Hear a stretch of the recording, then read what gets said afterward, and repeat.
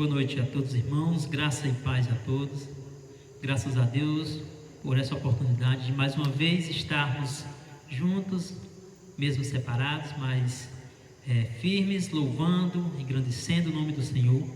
Que você possa ter se preparado para entrar na presença do nosso Deus, ter preparado um culto de adoração e de louvor ao nome dele.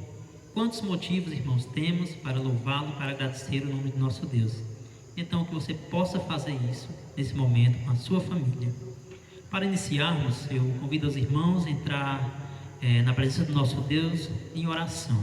Que você possa estar colocando tudo diante do altar do Senhor nesse momento, porque Ele é grandioso para fazer infinitamente mais do que nós possamos pedir ou pensar.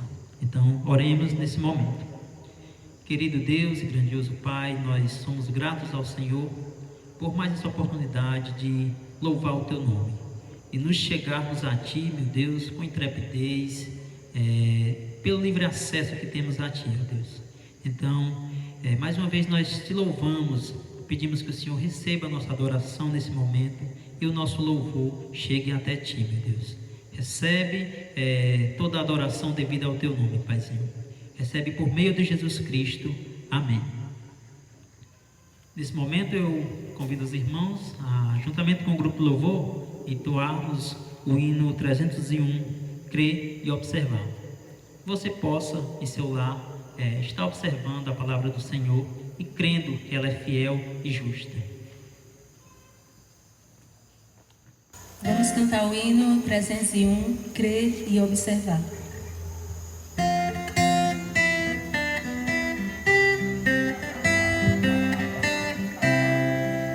Jesus confia, sua lei observa. Oh, que gozo, que bênção, que paz, satisfeitos guarda tudo quanto ordena, alegria perene nos traz. Crê e observa tudo quanto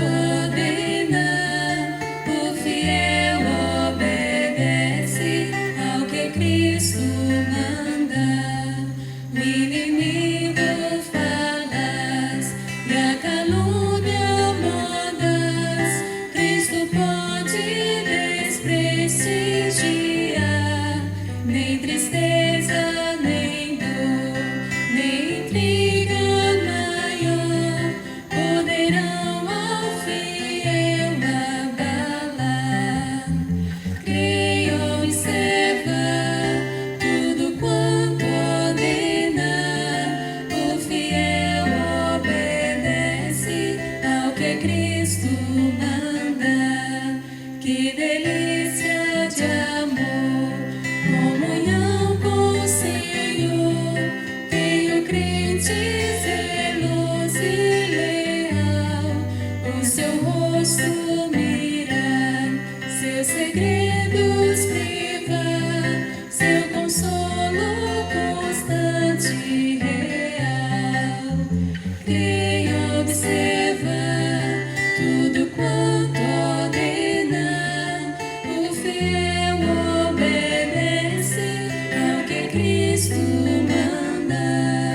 Resoluto, Senhor, e com fé zelador, os teus passos teremos seguir, teus preceitos guardar, o teu nome exaltar, sempre a tua vontade cumprir. Creia, observa tudo quanto ordena, o fiel obedece ao que Cristo manda.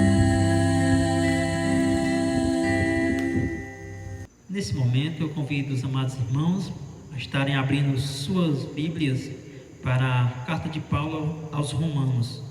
Romanos, capítulo 8, do versículo 18 ao 25. Romanos 8, do 18 ao 25.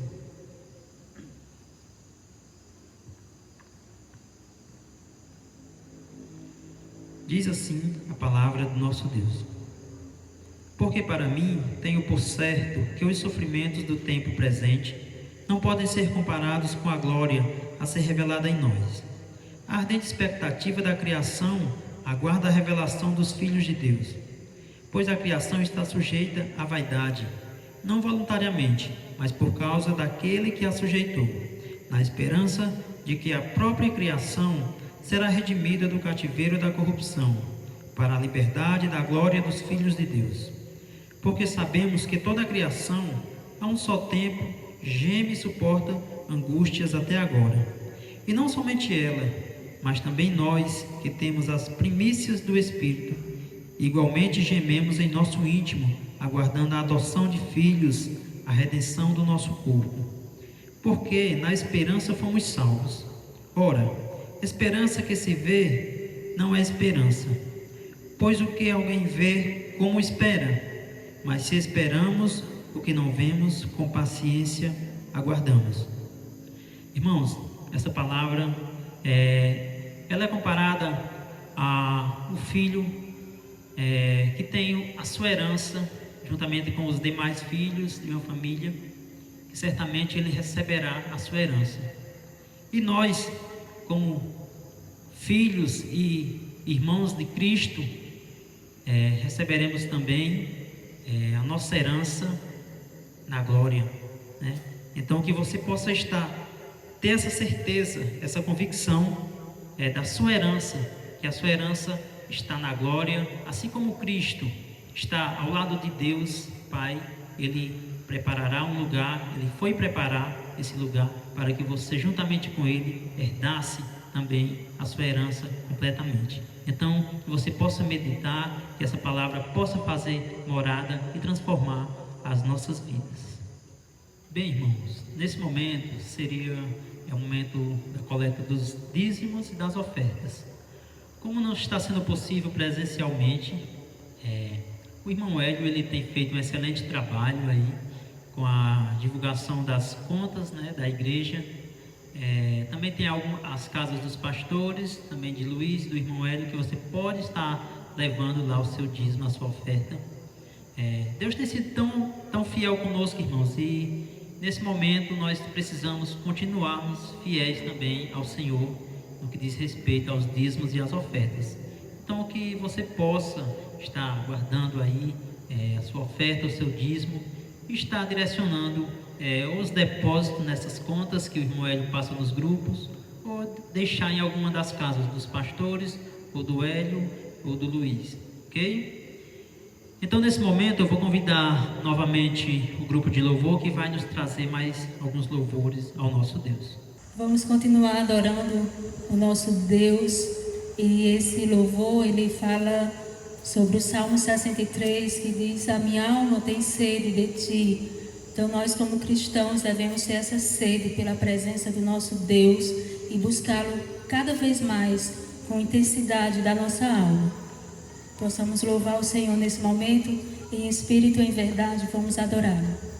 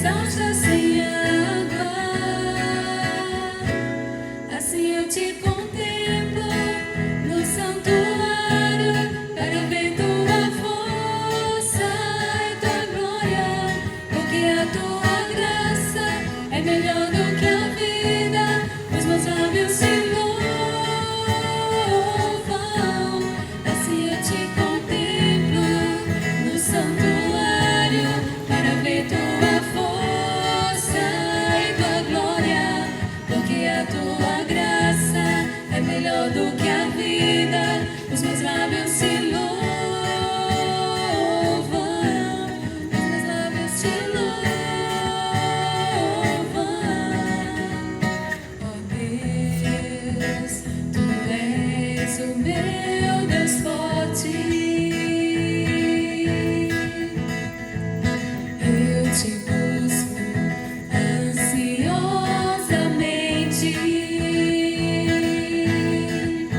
A minha alma tem sede de ti. Meu corpo te almeja como terra árida, exausta sem água.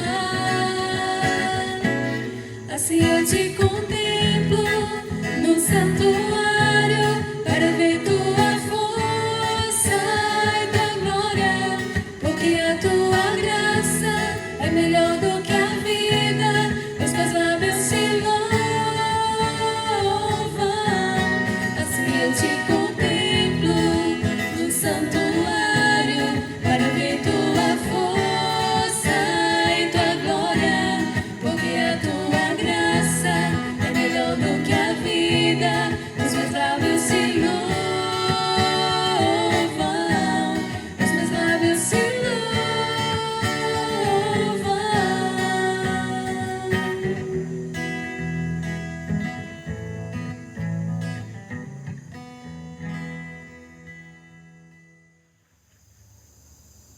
Nesse momento eu irei fazer uma leitura especial, ela é do Pão Diário, e o tema dessa leitura é Expandindo a Imagem.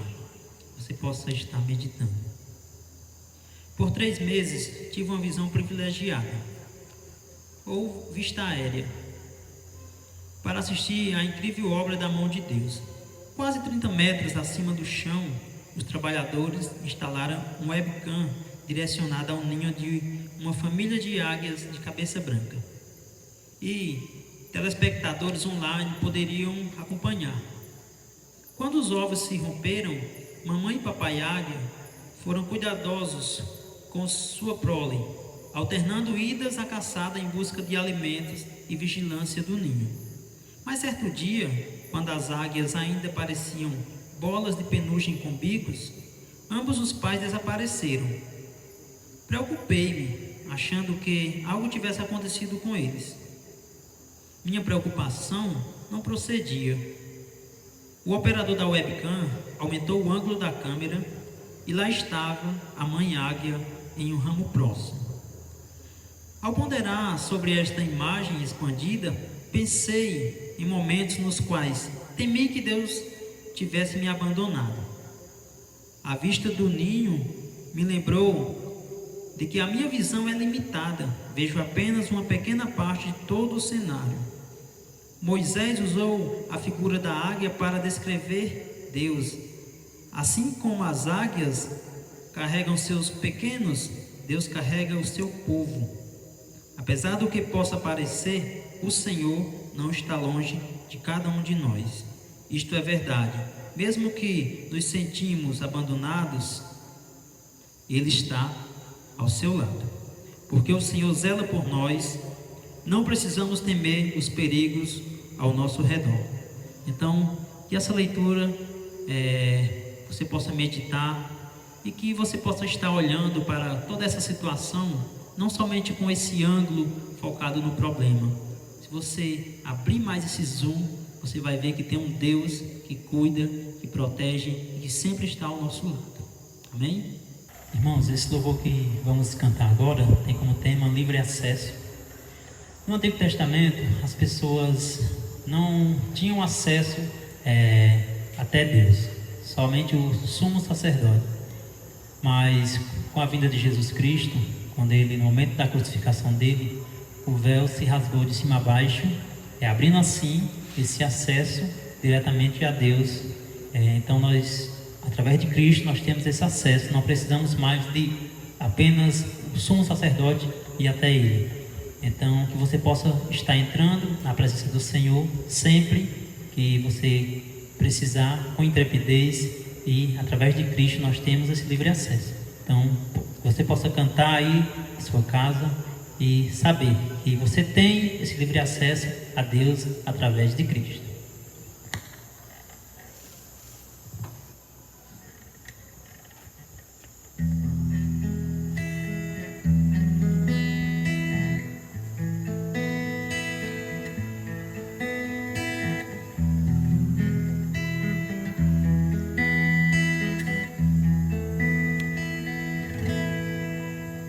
Senhor, eu não sou nada diante do teu poder, nem merecedor do teu imenso amor.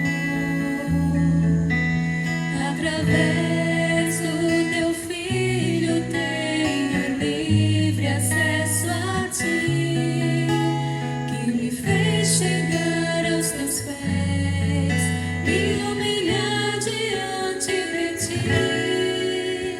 Senhor, eu não sou nada diante do teu poder, nem merecedor do teu imenso amor. Através do teu Filho tenho livre acesso a ti, que me fez chegar aos teus pés, me humilhar diante de ti. Deixa o teu rio passar em minha vida e curar minhas feridas, sarar as minhas dores. Livra-me, ó Deus, das cadeias que me prendem. Toca em minha alma, faz em mim o teu querer, Senhor.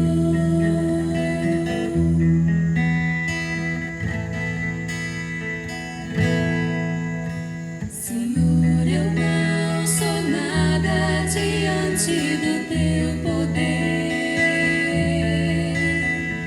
nem merecedor do teu imenso amor.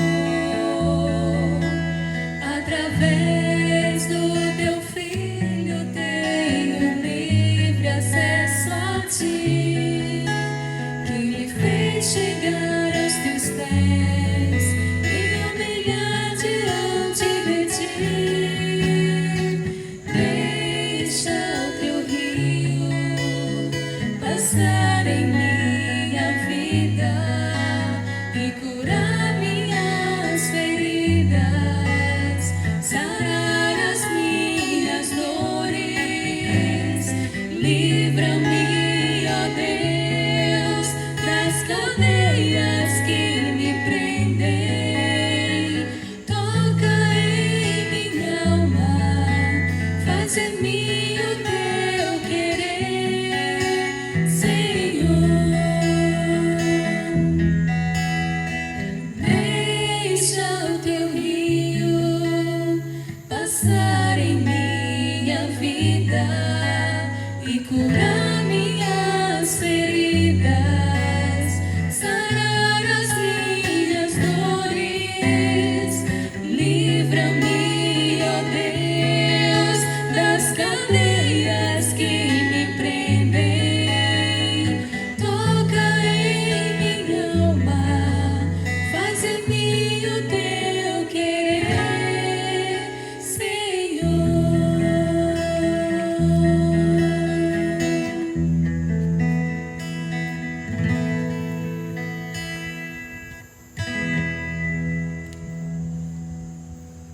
Convido os irmãos nesse momento a estarem aí em seus lares, junto com suas famílias, intercedendo a Deus, orando nesse momento pela pregação da sua palavra, para que a sua palavra possa vir, entrar em nossos lares, em nossos corações, trazer aquela mudança necessária que você e eu estamos precisando e que ela faça morada em nossos corações. Então, possamos estar orando nesse momento. Deus amado e soberano Pai, nós somos gratos a Ti porque a tua palavra, meu Deus, é semeada em nossos corações através dos teus servos. E nós te pedimos que cada dia, meu Deus, nós possamos ter mais zelo, mais amor pela tua palavra, que nós possamos estar te buscando mais, ponderando a tua palavra em nossos corações e praticando elas no nosso dia a dia, meu Deus. Abençoa o teu servo nesse momento, que ele tenha clareza ao passar a tua palavra para a igreja, e que, meu Deus, cada dia mais ele possa estar buscando melhorar, a cada dia mais ele possa estar estudando, para assim conduzir o teu rebanho, meu Deus, até ti. Te oramos e te agradecemos por tudo, no nome santo de Jesus Cristo. Amém. Olá. Você já deve ter percebido que o mundo, a perspectiva do mundo em relação à disciplina, ela é bastante distorcida. O mundo, o sistema, as pessoas veem a disciplina como algo negativo, como algo ruim. Eu acredito que parte disso se deu por excessos quando havia a disciplina, quando ocorria a disciplina. E aí então a ideia de disciplinar, de trazer uma correção, ela pegou essa conotação muito ruim. Então a palavra disciplina, ela tomou um sentido de algo muito ruim, de algo negativo. Quando nas Escrituras, na verdade, a gente vê, por exemplo, no primeiro livro que foi escrito, o livro de Jó, a gente encontra em Jó 5,17, bem-aventurado é o homem a quem Deus disciplina. Não desprezes, pois, a disciplina do Todo-Poderoso, porque ele faz a ferida e ele mesmo a ata. Ele fere e com suas mãos ele cura. No livro de Provérbios, no capítulo 3 de Provérbios, diz assim, verso 11, Filho meu, não rejeites a disciplina do Senhor, nem te enfades da sua repreensão, porque o Senhor repreende a quem ama, assim como o pai ao filho a quem quer bem. Então você percebe, tanto aqui em Provérbios, no 3, como em outras passagens de Provérbios, diz que um pai que ama seu filho, ele disciplina. O pai que odeia, ele deixa o filho viver da forma como ele quer. Mas aquele que ama, no tempo certo, ele corrige e ele disciplina. No livro de Hebreus também é uma outra passagem muito clara relacionado a Deus como pai, nós como filhos, os nossos pais terrenos, que nos disciplinaram como bem achavam que era correto, e nós nos sujeitávamos a ele. E aqui, no mesmo texto, ele vai dizer que devemos nos sujeitar ao Pai espiritual, ao Pai das luzes, a Deus, para o nosso bem, porque Deus corrige, Deus açoita. E é exatamente em cima dessa premissa que eu quero trabalhar, com esta proposição. Deus disciplina seu povo e corrige a quem ele ama. Deus não desiste do seu povo. Eu queria convidá-los então a abrirem as suas Bíblias para o livro do profeta Amós. Livro de Amós. Queria que você abrisse lá, para a gente então fazer um estudo, uma pregação, uma análise e uma exposição do capítulo 4 do livro de Amós. Por favor, abra lá a sua Bíblia. Amós, capítulo 4.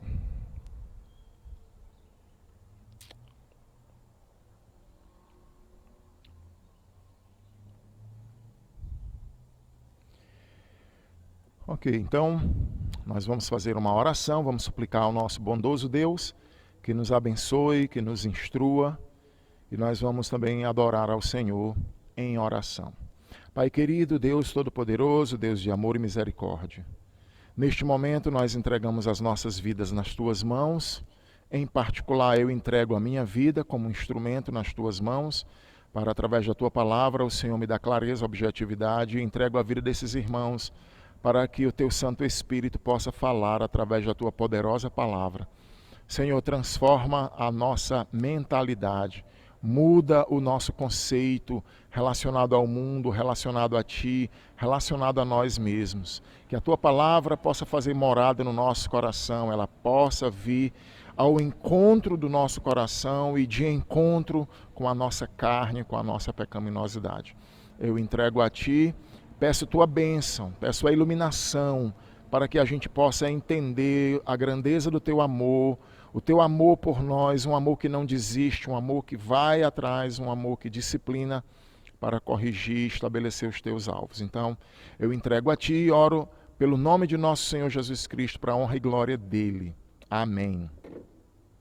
Então vamos ler aqui o livro de Amós, capítulo 4, diz assim: Ouvi esta palavra, vacas de Bazã, que estais no monte de Samaria, oprimis os pobres, esmagais os necessitados e dizeis a vosso marido, dá cá, bebamos. Jurou o Senhor Deus pela sua santidade que dias estão para vir sobre vós, em que vos levarão com anzóis e os vossos restantes com fisga de pesca. Saireis cada um em frente de si pelas brechas e vos lançareis para Hermon. A palavra Hermon significa fortaleza. Disse o Senhor: Vinde a Betel e transgredi, a Gilgal e multiplicais as transgressões. Cada manhã trazeis os vossos sacrifícios, e de 3 em 3 dias os vossos dízimos. Ofereceis sacrifícios e louvores do que é levedado, e apregoai ofertas voluntárias e publicai-as, porque disso gostais. Ó filhos de Israel, disse o Senhor Deus: Também vos deixei de dentes limpos em todas as vossas cidades, e com falta de pão em todos os vossos lugares, contudo não vos convertestes a mim, disse o Senhor. Além disso, retive de vós a chuva 3 meses ainda antes da ceifa. Fiz chover sobre uma cidade e sobre a outra não. Um campo teve chuva, mas o outro que ficou sem chuva se secou. Andaram 2 ou 3 cidades, indo a outra cidade para beberem água, mas não se saciaram, contudo não vos convertestes a mim, disse o Senhor. Feri-vos com o crestamento e a ferrugem, a multidão das vossas hortas, das vossas vinhas, das vossas figueiras e das vossas oliveiras, devorou-a o gafanhoto. Contudo não vos convertestes a mim, disse o Senhor. Enviei a peste contra vós outros, à maneira do Egito. Os vossos jovens matei-os à espada, os vossos cavalos deixei-os levar presos. O mau cheiro dos vossos arraiais fiz subir aos vossos narizes. Contudo não vos convertestes a mim, disse o Senhor. Subverti alguns dentre vós, como Deus subverteu a Sodoma e Gomorra. E vós fostes como um tição arrebatado da fogueira. Contudo não vos convertestes a mim, disse o Senhor. Portanto, assim te farei, ó Israel, e porque isso te farei, prepara-te, ó Israel, para te encontrares com o teu Deus, porque ele é quem forma os montes, cria o vento, declara ao homem qual é o seu pensamento, e faz da manhã trevas, e pisa os altos da terra. Senhor Deus dos exércitos é o seu nome. Então, para a gente entender essa questão da disciplina do Senhor e até que ponto Deus vai quando Ele disciplina, quando Ele ama, a gente precisa entender aqui algumas coisas relacionadas a esse livro. O profeta Amós, ele é contemporâneo de outros 3 profetas. Ele e o profeta Oséias profetizaram no século 8. O profeta Oséias profetizou de 760 até 720 no Reino do Norte, para Israel, Reino do Norte, o reino idólatra. Amós também, Amós era um boiadeiro, Amós era um homem da roça que foi chamado para profetizar. Por isso que você vai ver uma linguagem muito da roça, com animais, com gafanhotos, com as frutas. Né? Então, esses 2 profetas do século 8 profetizaram no Reino do Norte. E você tem também Isaías e Miqueias que profetizaram também no século 8. Isaías, por exemplo, 740 até 685, e Miqueias também foi seu contemporâneo. Eles profetizaram no Reino do Sul. Os 4 praticamente viveram a mesma situação. A linguagem dos 4 profetas são muito parecidas. E aqui nós temos então Amós, que foi o primeiro desses 4 que profetizaram quase que simultaneamente, um pouco mais à frente dos outros, mas a gente pode perceber aqui, dentro desse livro, nesse capítulo especificamente, essa questão da disciplina do Senhor. O texto começa aqui no capítulo 4, verso 1, uma palavra dura contra as mulheres, quando ele diz: ouvi a palavra do Senhor, vacas de Bazã. Vaca de Bazã. A região de Bazã era famosa por ter suas vacas gordas, saudáveis e produtivas. Então, a analogia que Amós, que era boiadeiro, ele faz é exatamente essa, com vacas gordas. O que é que ele está tratando aqui? Para quem é essa mensagem? As mulheres dos príncipes, as esposas da liderança, reis, príncipes, de juízes dentro de Israel, especificamente na capital Samaria.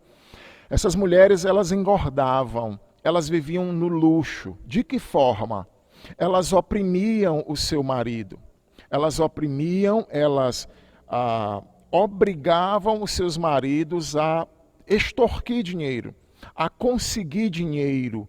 Então, esses homens, ameaçados ou oprimidos por suas mulheres, eles acabavam, então, descontando nos mais pobres. Então, o que era que acontecia? Morria alguém, o dono de uma propriedade, e eles iam lá, e eles, através de complô com juízes, com essas pessoas de alto grau dentro da sociedade, de alto nível, com poder, então eles burlavam documentos e eles conseguiam propriedades, eles conseguiam riquezas através da opressão aos mais pobres. Então eles roubavam, eles matavam, eles extorquiam, eles ameaçavam e eles enriqueciam através desse tipo de comportamento que era incentivado pelas suas esposas. Se você perceber, por exemplo, lá no livro de Isaías, Isaías capítulo 3 diz assim, não precisa você abrir, você só ouve e depois você confere lá. Diz ainda mais o Senhor: visto que são altivas as filhas de Sião e andam de pescoço emproado, de olhares impudentes, andam a passos curtos, fazendo tinir os ornamentos dos seus pés, o Senhor fará tinhosa a cabeça das filhas de Sião. O Senhor porá a descoberta suas vergonhas. Naquele dia tirará o Senhor o enfeite dos anéis dos tornozelos e as toucas e os ornamentos em forma de meia-lua, os pendentes, os braceletes, os véus esvoaçantes, os turbantes, as cadeiazinhas para os passos, as cintas, as caixinhas de perfume e os amuletos, os sinetes, as joias, os pendentes do nariz, os vestidos de vestes, os mantos, os chales e as bolsas, os espelhos, as camisas finíssimas, os atavios de cabeça, os véus grandes. Será que em lugar de perfume haverá podridão? Por cima da corda, em seu lugar, encrespadura de cabelo, calvície. Em lugar de veste suntuosa, cilício. Marca de fogo, em lugar de formosura. Os teus homens cairão à espada, os teus valentes na guerra, suas portas chorarão e estarão de luto, Sião desolada se assentará em terra. Então aqui é um outro texto que mostra como essas mulheres viviam regaladas, apesar do texto aqui se referir às mulheres de Judá, do sul, mas as mulheres do norte também faziam a mesma coisa, viviam a mesma experiência, e Deus está dizendo para essas mulheres: vocês vão, o cheiro de vocês, os enfeites de vocês serão transformados em cordas, o colar do pescoço será transformado em laço, porque vocês serão levados cativos, o cheiro de vocês será transformado em fedor, né? As joias de luxo serão transformadas em correntes e grilhões. Então, Deus ele trata aqui em primeiro lugar para essas mulheres, e depois ele vem tratando, voltando lá para o nosso texto, quando ele vai tratar ainda, no final a gente vai falar sobre a questão dos anzóis e de que castigo final Deus iria tratar. Então no verso 4 ele diz: vinde a Betel e transgredi, e a Gilgal e multiplicai as transgressões, e a cada manhã trazeis os sacrifícios de 3 em 3 dias, os vossos dízimos. Então nós temos aqui o profeta com uma ironia, né, manifesta. Eles continuam praticando as ações pagãs, o pecado deles. Betel era uma cidade instituída de adoração. Então, eles amavam fazer aquele tipo de adoração. Quando eles iam, quando eles davam as suas ofertas, quando eles traziam seus dízimos, na verdade, eles estavam fazendo tudo aquilo para si mesmos. Quando ele diz aqui, disto gostais, porque disto gostais. Então, essa adoração servia para eles mesmos. Não era uma adoração a Deus. Agora, de forma bem irônica, o profeta traz aqui um grande zelo com sacrifícios, com dízimos sendo entregues, com ofertas sendo doadas, com a apresentação dessas pessoas, mas o coração delas estava longe de Deus. Você deve lembrar do profeta Isaías, que trouxe a mensagem ao reino do sul, quando ele vai dizer, quando Deus diz, ouvi montes, olhai céus, terra, mar, porque eu engrandeci um povo, mas eles se afastaram de mim, se desviaram de mim, o Deus Todo-Poderoso. Então você lembra que naquele contexto, Deus falando para aquele povo, um povo que estava desviado, mas continuava trazendo suas ofertas e seus sacrifícios, mas estavam vivendo uma vida completamente longe de Deus. Como é fácil, meus irmãos, como é fácil viver uma vida de religiosidade. Você pegar os animais, você pegar um sacrifício, levava ao Senhor, comprava ali um animal ou tirava lá do seu curral e você levava aquilo para o Senhor, mas não tinha coração, não tinha vida. O profeta Malaquias, muitos anos depois, tratou sobre a mesma coisa. Não há ninguém no meio de vocês que feche as portas, porque eu não tenho prazer na oferta das vossas mãos. A oferta das mãos de vocês não condizem com o comportamento que eu espero de vocês. Quando você lê Miqueias, que você lê Oséias, você vai ver quando é dito ali os pecados, quando eles dizem lá que o que prevalece é o mentir, é o perjúrio, é a falsidade, são os adultérios, as prostituições. Quando ele vai dizer, porque eu falaria das mulheres de vocês, das noras de vocês, quando vocês mesmos se prostituem. Então você percebe esse tipo de comportamento de uma religiosidade sem vida. E o que é?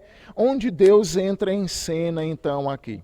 Verso 6, então a gente percebe uma indiferença à disciplina do Senhor. Uma indiferença à forma como Deus agia. Então a gente vê aqui no verso 6, também vos dei limpezas de dentes, em todas as vossas cidades, falta de pão em todos os vossos lugares. Contudo, não vos convertestes a mim, disse o Senhor. Então a disciplina de Deus, ela começa com a falta de alimentação. Então, uma dificuldade financeira, com uma dificuldade na questão de alimentos. Quando ele usa a expressão metafórica com dentes limpos, significa que eles não tinham nem a comida para simplesmente sujar os dentes, né, com aquelas comidas. Então, Deus começa a sua disciplina aqui, trazendo então essa falta de pão em todos os vossos lugares. Israel, por muitas vezes, investidas de inimigos, com cercos, Israel muitas vezes passou fome. Né? A gente lembra, no caso de Samaria, quando ela ficou cercada, onde as mulheres também comiam seus próprios filhos. E aí, o resultado disso, dessa disciplina, dessa correção de Deus, ela deveria promover uma mudança de vida. Essa situação ela deveria promover uma aproximação dessas pessoas, um afastamento do pecado, uma aproximação de Deus. Esse deve ser o resultado da disciplina e da correção do Senhor. Mas, infelizmente, a gente percebe aqui essa primeira indiferença ao castigo de Deus, a disciplina de Deus, a correção de Deus. Essas pessoas, elas continuaram vivendo no seu pecado e não se voltaram, não se converteram. Não houve uma mudança de sentido, de práticas, de conduta na sua vida. A palavra conversão, ela tem esse sentido, mudar o rumo, mudar o sentido. E aí Deus, então, ele não desiste e ele continua.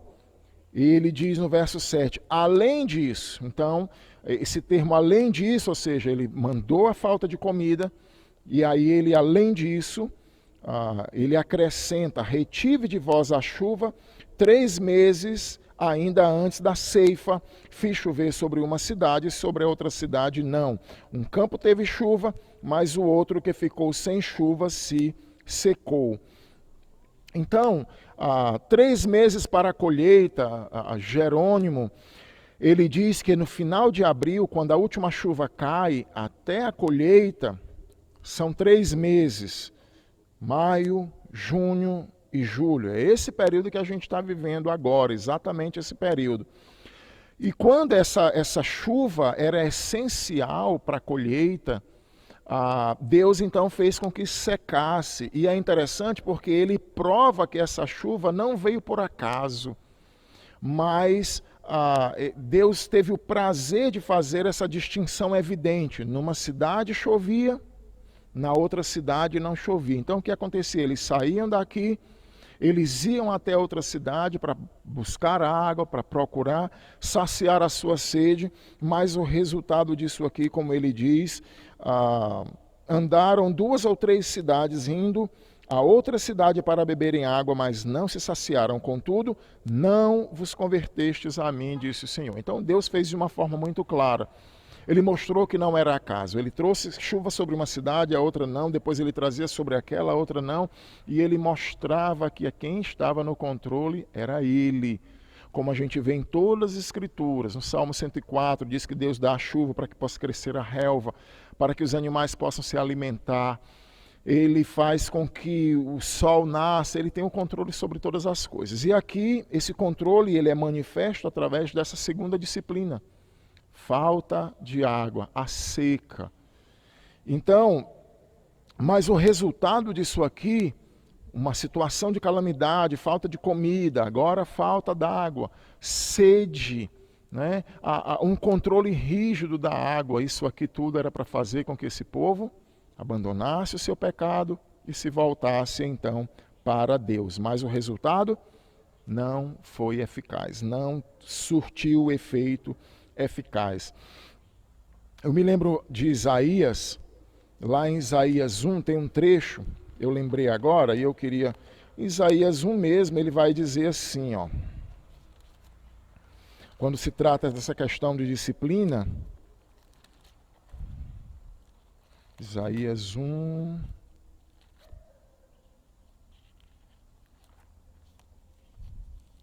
ele diz assim: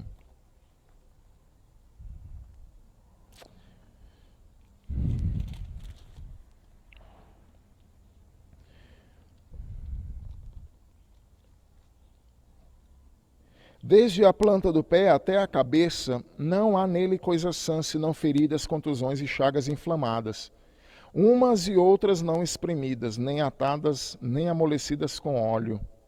A vossa terra, no verso 5 ele diz, porque haveis ainda de ser feridos, visto que continuais em rebeldia.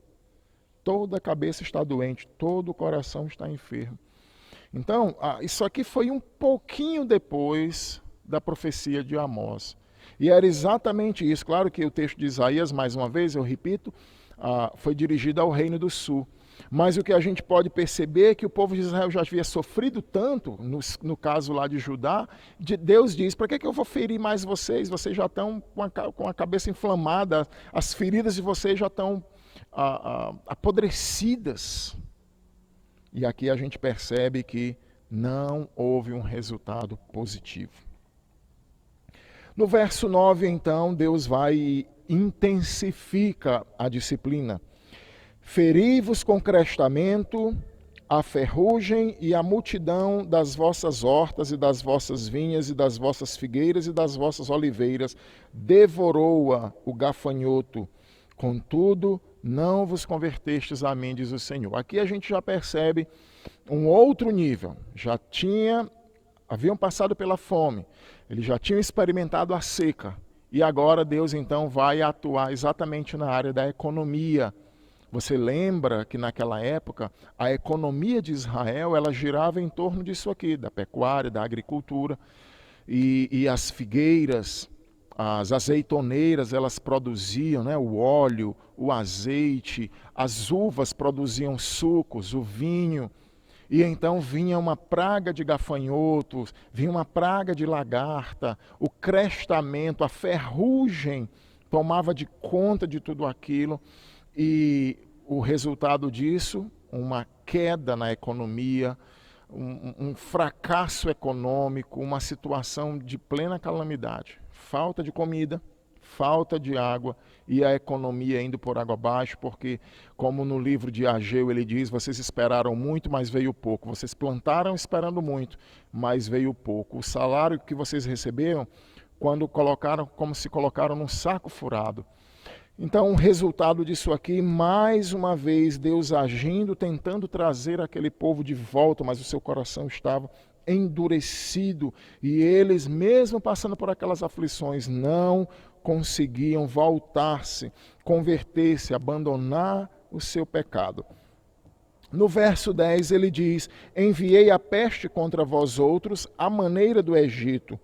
Os vossos jovens matei-os à espada, e os vossos cavalos deixei-os levar presos, e o mau cheiro dos vossos arraiais fiz subir as vossas narinas. Contudo, não vos convertestes a mim, disse o Senhor. Então, por várias vezes, em vários saques, tanto da Assíria como de outros países e coalizões entre países, houve essa invasão, várias invasões a Samaria, ao povo de Israel, ao Reino do Norte. E o resultado disso foi perdas do exército, de cavalos, morte de muitos jovens, morte de muitos homens nessas investidas e nesses saques. Os corpos ficavam ali, o fedor dos corpos subia ao nariz, né, daquelas pessoas, e eles então, como Deus diz aqui, enviei a peste contra vós outros à maneira do Egito. Então a ideia aqui também, muitas daquelas pragas que acometeram o exército de Faraó, o seu país, o Egito, Deus enviou também para o próprio Israel, com a praga de gafanhotos e outras coisas lá, morte de animais, e foram aquelas mesmas coisas que foram usadas por Deus para afetar o exército do inimigo, agora Deus estava usando para trabalhar com o seu povo, para corrigir, para trazer de volta o seu povo, como uma tentativa de trazer de volta o seu povo. E aí no verso 11 ele diz: subverti alguns dentre vós como Deus subverteu Sodoma e Gomorra, e vós fostes como um tição arrebatado da fogueira, contudo não vos convertestes a mim, disse o Senhor. Quando ele diz que como Deus fez, aqui é o próprio Cristo falando, né? É o Filho de Deus. Quando Davi diz no Salmo 110, disse o Senhor ao meu Senhor. Então aqui é Cristo falando, o Filho falando em relação ao Pai. Assim como o Pai subverteu a Sodoma e Gomorra, eu fiz a mesma coisa com vocês. Essa palavra subverter, ela tem o sentido de colocar de cabeça para baixo. Sacolejar e colocar pendurado de cabeça para baixo. E foi isso que Deus fez com Sodoma e Gomorra. Ele tirou da história, ele eliminou aquele povo, ele destruiu aquelas cidades. Hoje, há poucos dias atrás, eu estava assistindo um documentário e o documentário é arqueologia vista na perspectiva por satélite, por fotos de satélites. Então, esse cara, esse estudioso, ele vai nos lugares bíblicos e ele começa a fazer varreduras lá, pesquisas, e depois ele começa a mostrar visão de satélite daqueles lugares. E ele fez lá uma possível localização de Sodoma e Gomorra, e como eram as cidades, quais eram as cidades maiores e tudo, e a quantidade de enxofre, de sal que tem ali naquela região, a região com muito vulcão. E foi bem interessante essa matéria, né? Eu até pensei em colocar o link, se procurar no YouTube, ver se tem no YouTube para colocar um link para os irmãos também assistirem. Então, nesse contexto aqui, Deus diz que subverteu Israel, né? Muitas vezes com esses saques, os inimigos vinham, eles tocavam fogo, eles levavam os bens. E Israel, ele era mais ou menos como aquele tição que foi arrebatado do fogo. Aquele pedaço de madeira onde a fogueira queimou tudo e você foi lá e conseguiu tirar apenas alguns gravetos. E a analogia que é feita aqui é essa. Israel escapou, já estava numa pecaminosidade tão grande e foi preciso Deus agir dessa forma. E aí o resultado, contudo não vos convertestes a mim, disse o Senhor. Como eu já falei anteriormente, a vida de pecado, quando você vai ler, por exemplo, Oséias, você poder abrir aí sua Bíblia, por favor, no livro de Oséias.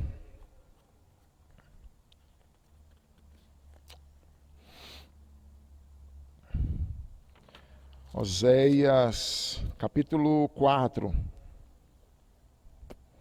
verso 2 diz assim: o que só prevalece é perjurar, mentir, matar, furtar, adulterar, há arrombamentos e homicídio sobre homicídio. Por isso a terra está de luto, e tudo que nela mora desfalece, com os animais do campo, as aves do céu, até os peixes do mar perecem. Quando você vai estudar o livro de Isaías também, a confiança do povo de Israel, porque a Assíria era o grande império do mundo, estava conquistando tudo, já havia ameaçado Israel várias vezes, e eles confiando em fazer aliança com o Egito, eles faziam jejum, mas eles oprimiam, extorquiam os mais pobres, cobravam juros altos, desobedeciam a palavra de Deus. E o porquê que Deus usou a sua disciplina para esse povo, para fazer esse povo acordar, para fazer esse povo perceber que eles precisavam ter uma mudança de vida. Mas, infelizmente, nesse contexto de Israel, essa disciplina ela não foi eficaz.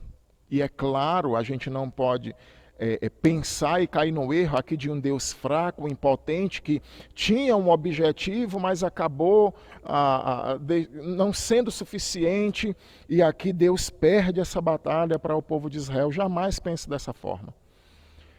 Na verdade, o que Deus fez foi destruir o reino do norte, um reino idólatra, desde o seu princípio com Jeroboão I. Jeroboão I, ele fez, quando houve a divisão dos reinos, norte e sul, ele ficou com as 10 tribos, então ele coloca logo dois altares, um Dan e Berseba, para que as pessoas não fossem a Jerusalém adorar e ficassem apenas ali naquela região daquelas 10 tribos. E a partir dali, então, todos os reis, todas as pessoas durante esse período foram idólatras, né? Sem contar, claro, com aqueles profetas que foram chamados, dentre eles Amós, Obadias, Elias, Eliseu, que foram profetas que atuaram bastante no reino do norte, né? Apesar da época de Eliseu. Mas o que eu queria que você entendesse é que não é que Deus fosse impotente, mas a verdade é que Deus iria destruir o reino do norte, destruir de forma eficaz. E quando ele trouxesse, voltaria apenas para Jerusalém as pessoas restauradas, e foram restauradas da sua idolatria. Quando o povo voltou com Zorobabel, com Esdras, com Neemias, eles ficaram curados da sua idolatria, que foi um dos maiores pecados, né? A questão de colocar outros deuses no lugar de Deus.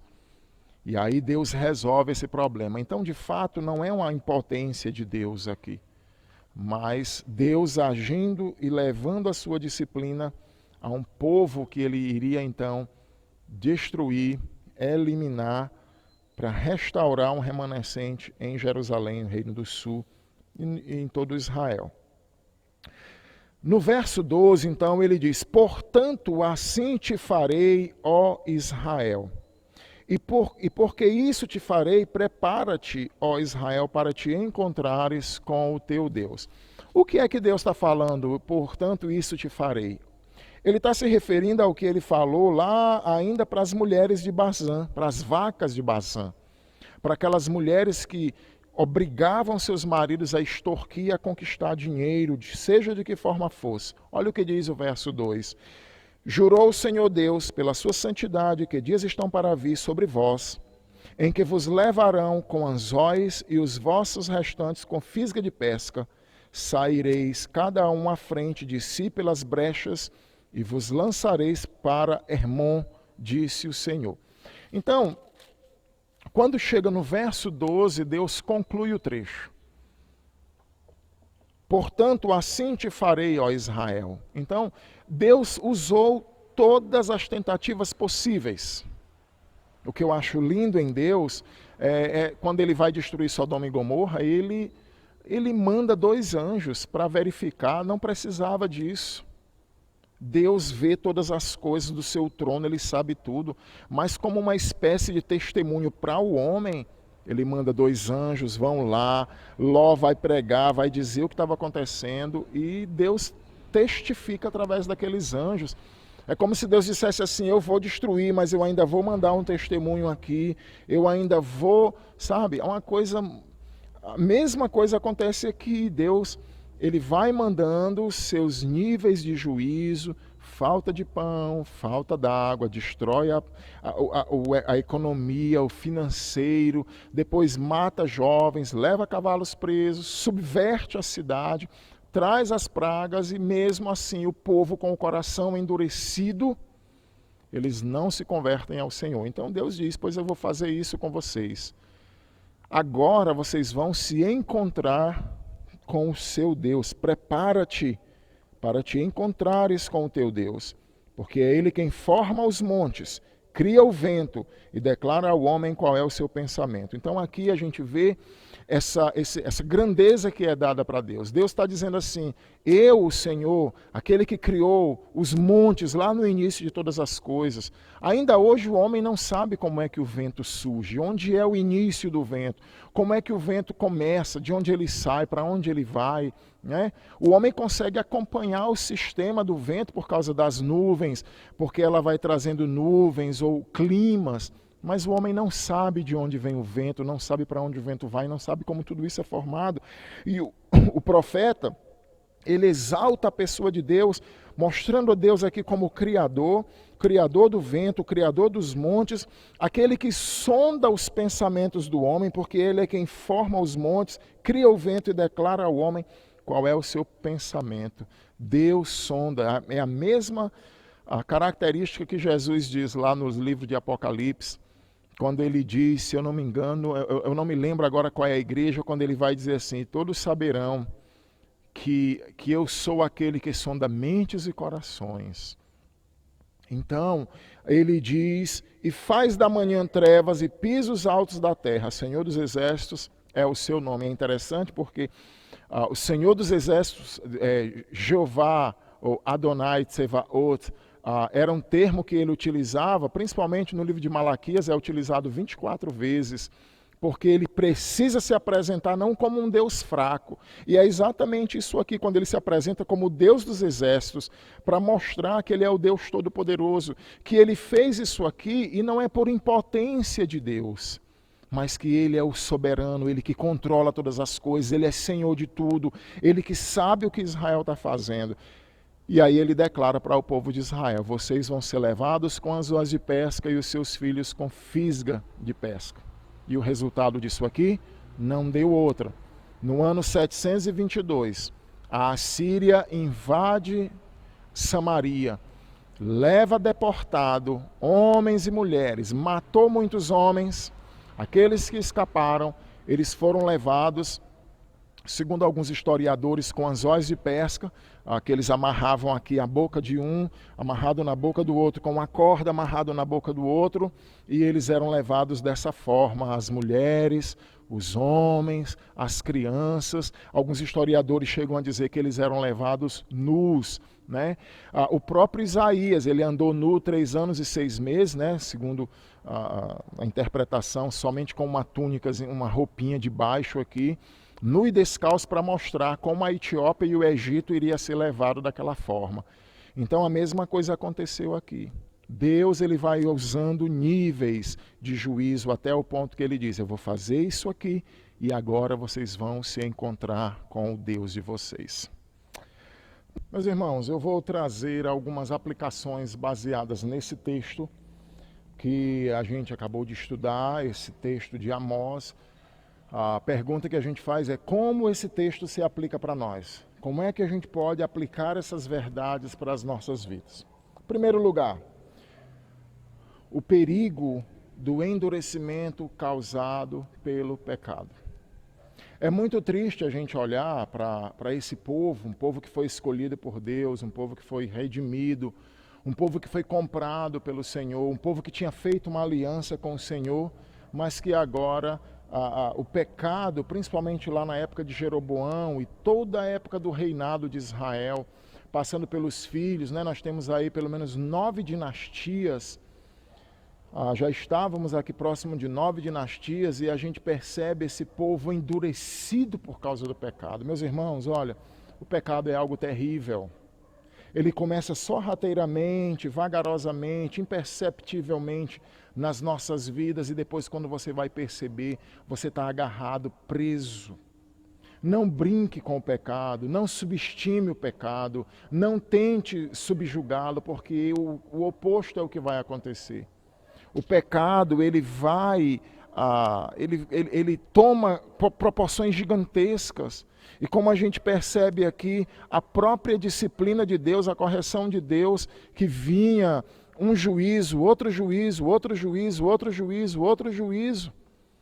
Mas o pecado, ele é terrível. Tem um texto aqui de Hebreus 3:13 que diz assim: pelo contrário, exortai-vos mutuamente cada dia durante o tempo que se chama hoje, a fim de que nenhum de vós seja endurecido pelo engano do pecado.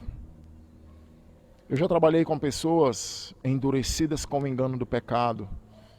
Eu já ouvi pessoas dizerem que estavam vivendo um adultério e liam a Bíblia e diziam: isso aqui não é para mim. Pessoas que ficam completamente ludibriadas por causa do pecado. Não se engane. Porque você começa até com um certo controle. Claro, ele está no começo. Mas depois ele vai tomando proporções e você vai começar a ficar sendo manipulado, perdido, e você não tem mais controle de nada, porque ele vai montar em cima de você e escravizar você. Oséias 5:4 diz assim: o proceder de vocês não permite vocês voltarem para o Senhor Deus, porque um espírito de prostituição está no meio de vocês e vocês não conhecem ao Senhor. Que coisa triste. Oséias lembra o paralelo ali, o contemporâneo de Amós.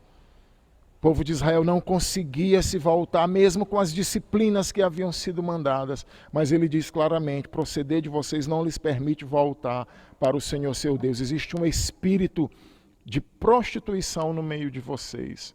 E lembra que esse espírito não era um espírito maligno, mas era o espírito deles, que foi manipulado, tomado pelo pecado e não permitia que eles se voltassem para Deus. Então eu queria dizer para você: tome cuidado com o pecado.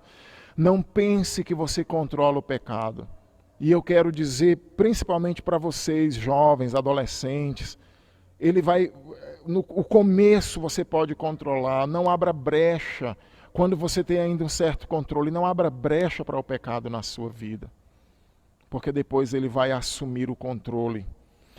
Uma segunda lição para nós: Deus não desiste de quem Ele ama. O que eu acho lindo nesse texto aqui é o amor de Deus, o cuidado de Deus, a disciplina corretiva de Deus.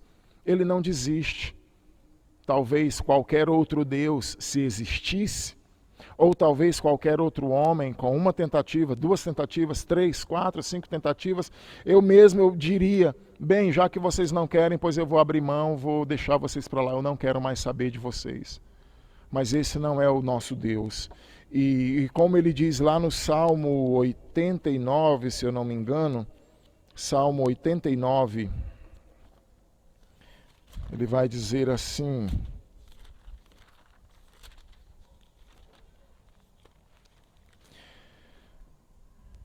farei durar para sempre a sua descendência e o seu trono, como nos dias do céu.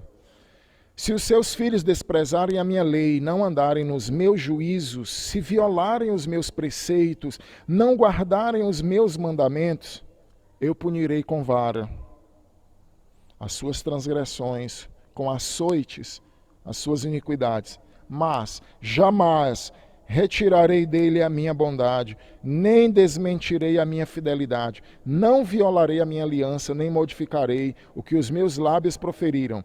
Uma vez jurei por minha santidade, a sua posteridade durará para sempre. Que coisa linda!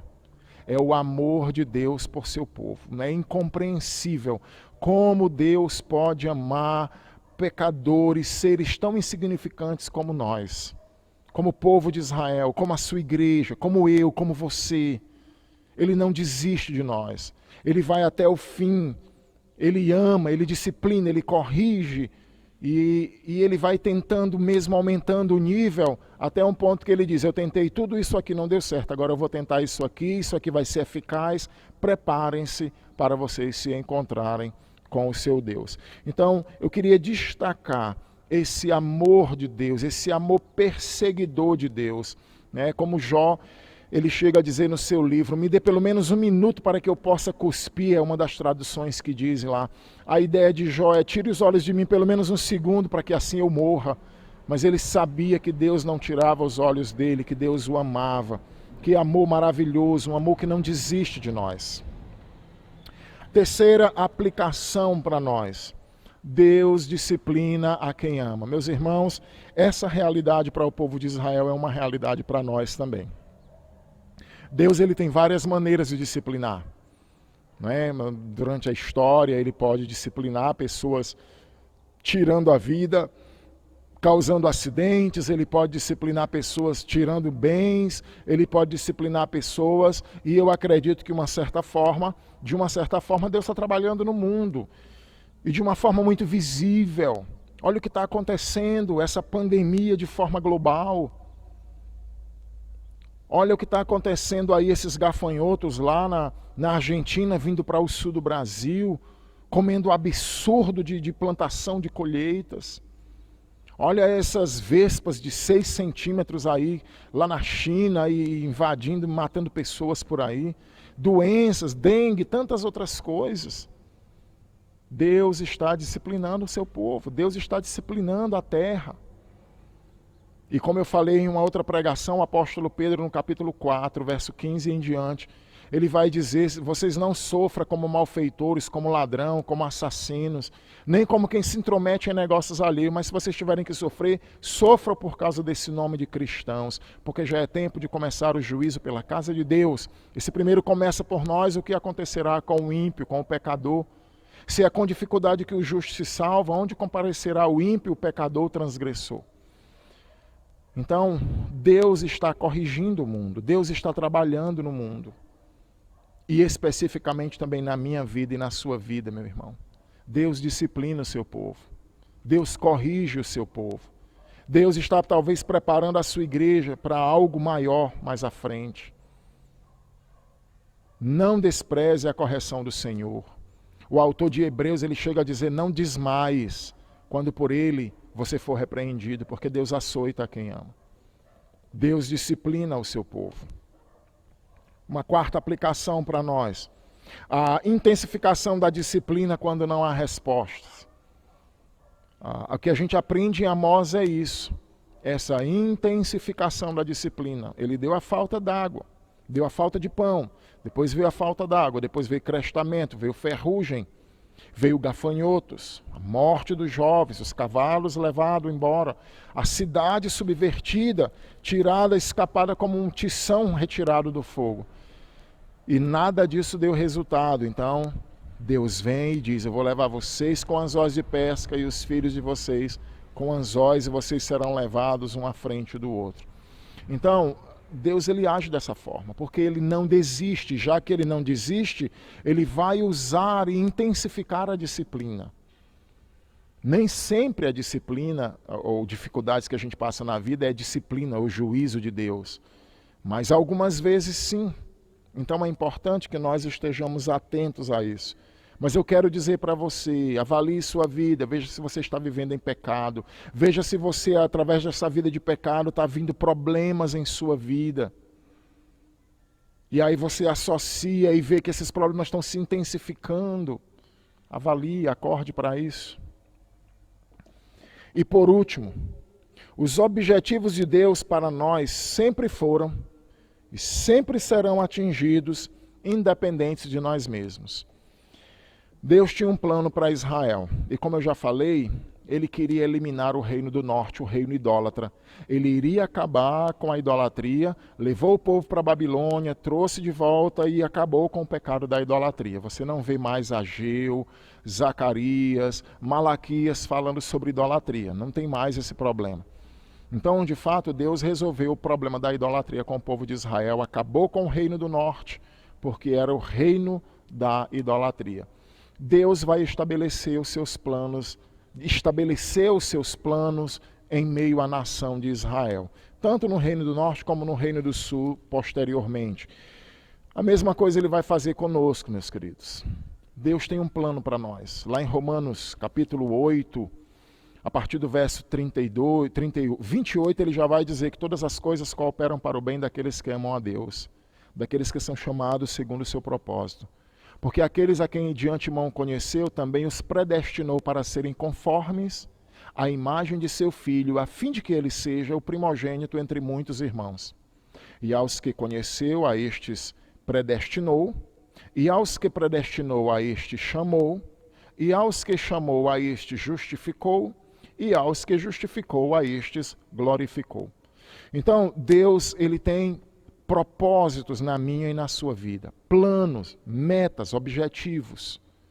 E nada, nem eu, nem você, nem o nosso pecado vai interferir nesses planos. Porém, nós vamos tentar interferir, porém o pecado na nossa vida vai tentar interferir.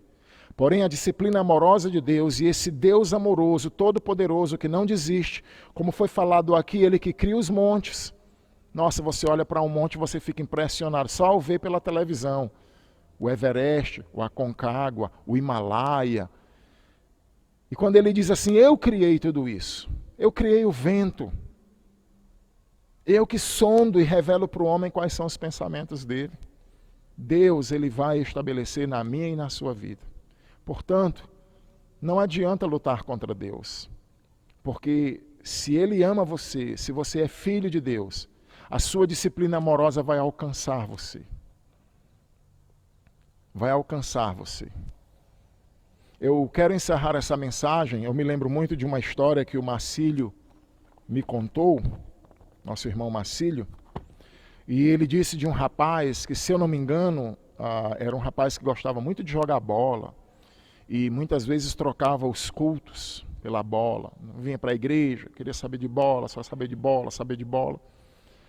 E até que ele sofreu um acidente e ele perdeu a sua perna, ou as pernas, as duas pernas. E ele perdeu aquilo que ele tanto trocava Deus, jogar bola, e agora sem perna não pode mais jogar bola. A disciplina corretiva de Deus. Eu me lembro de uma frase também de Ana Maria Braga, quando ela teve o seu primeiro câncer.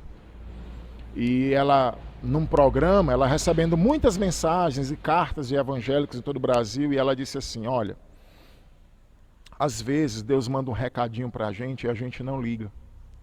Aí ele manda outro recadinho e a gente não liga.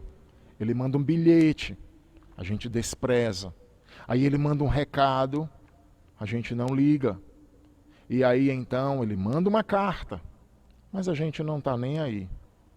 Até que ele vem pessoalmente, e aí a gente não suporta. Eu nunca vou esquecer essa frase da Ana Maria Braga. Ela não se converteu, pelo que eu saiba, ela não se converteu e tudo, mas essa frase foi muito interessante. Nunca esqueci depois que eu ouvi. Ela agora já está lutando novamente contra um outro câncer. Mas isso é uma verdade nas nossas vidas. Então eu quero dizer para você, avalie a sua vida. Veja, busque o arrependimento. Abandone o pecado. Essas últimas 3 mensagens eu tenho falado sobre isso. A mensagem de Lucas 21. Cuidado para que as consequências das orgias, da embriaguez e dos cuidados do mundo não vos apanhe, aquele dia venha como laço. Depois Romanos 13. Vai alta a noite, vem raiando o dia. Deixa o pecado, pare de andar nas orgias, na prostituição, na mentira, ciúmes, contendas.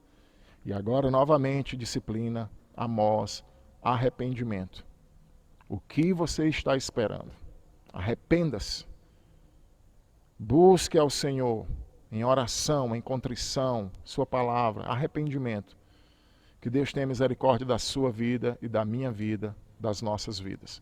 Que Ele te dê uma semana muito abençoada e possa ser gracioso conosco mais essa semana no nome de Jesus. Amém. Irmãos, vamos agora continuar louvando ao Senhor com a música Quem Nos Separará. Que você cante forte, meditando que não há nada que possa nos separar do amor de Deus, não há pandemia, não há doença, não há morte. E pense e reflita nas promessas de que um dia você vai habitar a eternidade e vai estar para sempre com o nosso Deus. Então vamos louvar alegres e meditando nessas promessas.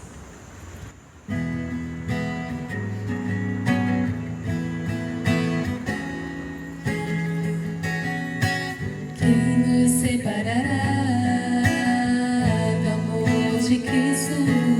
Será a tribulação, angústia ou perseguição, fome ou nudez, perigo ou espada? Quem nos separará do amor de Cristo? Será a tribulação, angústia ou perseguição, fome ou nudez, perigo ou espada? Pois eu estou bem certo de que nem morte, nem vida, nem anjos, nem principados, nem coisas do presente, nem do porvir, nem poderes, nem alturas, nem profundidade, nem qualquer outra criatura poderá nos separar do amor de Deus que está em Jesus Cristo, nosso Senhor, que está em Jesus Cristo. Quem nos separará do amor de Cristo? Será a tribulação, angústia ou perseguição, fome ou nudez, perigo ou espada? Pois eu estou bem certo de que nem morte, nem vida, nem anjos, nem principados, nem coisas do presente, nem do porvir, nem poderes, nem alturas, nem profundidade, nem qualquer outra criatura poderá nos separar do amor de Deus que está em Jesus Cristo,